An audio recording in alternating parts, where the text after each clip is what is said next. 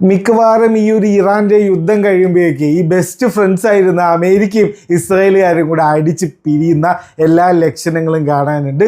അതിൻ്റെ ആദ്യത്തെ സൂചനകളും നമുക്കിവിടെ കാണാൻ പറ്റും. അപ്പോൾ എന്താ സംഭവം എന്ന് വെച്ച് കഴിഞ്ഞാൽ, ഈ കഴിഞ്ഞ കുറച്ച് ദിവസങ്ങളായിട്ട് നമ്മൾ ഇങ്ങനത്തെ കുറേ ഫുട്ടേജസ് ഇവിടെ കാണുന്നുണ്ട്. എന്താണെന്ന് വെച്ച് കഴിഞ്ഞാൽ, ഇറാൻ്റെ റിഫൈനറീസും ഓയിൽ ഡിപ്പോകളിലും ഇസ്രായേലുകാർ വന്നിട്ട് എയർ സ്ട്രൈക്ക് നടത്തി പോയതിൻ്റെ ആഫ്റ്റർ മാത്താണ് നമ്മളിവിടെ കാണുന്നത്.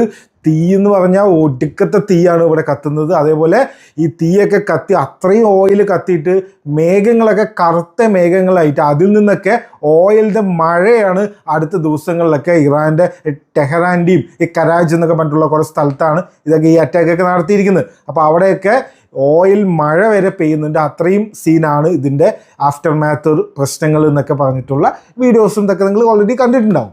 അപ്പോൾ എന്താ പ്രശ്നം എന്ന് വെച്ച് കഴിഞ്ഞാൽ, അല്ലെങ്കിൽ ഈ ഓയിലിൻ്റെ പ്രൈസ് ഈ സ്ട്രൈറ്റ് ഓഫ് ഹോർമൂസ് അടച്ചതുകൊണ്ട് കൂടിക്കൊണ്ടിരിക്കുകയാണ്. പല സ്ഥലങ്ങളിലും രാജ്യങ്ങളിലൊക്കെ ഇനി ഈ ഇതേപോലെ കണ്ടിന്യൂ ചെയ്താൽ കുറച്ച് ദിവസങ്ങൾ കഴിയുമ്പോഴേക്കും എല്ലാ ഓയിലും അവസാനിക്കും എന്നുള്ള അവസ്ഥയിൽ നിൽക്കുന്നതാണ്.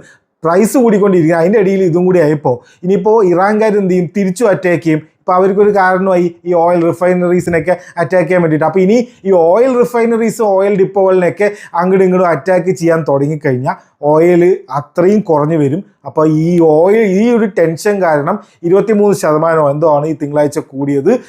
ഇപ്പോൾ പ്രൈസ് മൊത്തം $111 എന്തോ ആയിട്ടുണ്ട് ഓയിലിൻ്റെ. അപ്പോൾ ഇത് ഭയങ്കര ഒരു പ്രഷറാണ് ആർക്ക്? അമേരിക്കക്കാർക്ക്, പ്രത്യേകിച്ച് ട്രംപിന്.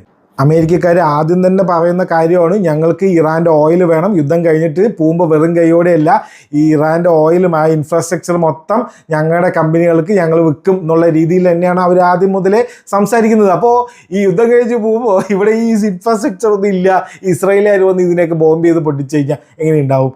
അപ്പോൾ അതാണ് ഇപ്പോൾ ഒരു പ്രശ്നമായിട്ട് വന്നിരിക്കുന്നത്. അപ്പം അങ്ങനെ നിൽക്കുമ്പോഴാണ് പുതിയൊരു ആക്സിയോസാണ് ഈ ഒരു ന്യൂസ് പുറത്തുവിട്ടിരിക്കുന്നത്. അതായത് അമേരിക്കക്കാർ ഇസ്രായേലുകാരുടെ അടുത്ത് ഇത് എന്ത് പണിയാണ് നിങ്ങൾ കാണിച്ചത്, ഞങ്ങളുടെ അടുത്ത് പറയാണ്ട് ഇവിടെ പോയി അറ്റാക്ക് ചെയ്തത്, അത് ശരിയായില്ല എന്ന് പറഞ്ഞിട്ട് ഒരു അടിപിടിയായി. ഈ ഒരു ഓയിൽ ഡിപ്പോയിൽ എയർ സ്ട്രൈക്ക് ചെയ്ത് ബോംബ് ചെയ്ത കാരണം കൊണ്ട് ഇവർ തമ്മിൽ ചെറിയൊരു ഫസ്റ്റ് ഒരു ഉടക്ക് വന്നു, ബെസ്റ്റ് ഫ്രണ്ട്സ് തമ്മിൽ എന്നാണ് ഇപ്പോൾ വരുന്ന ന്യൂസ്.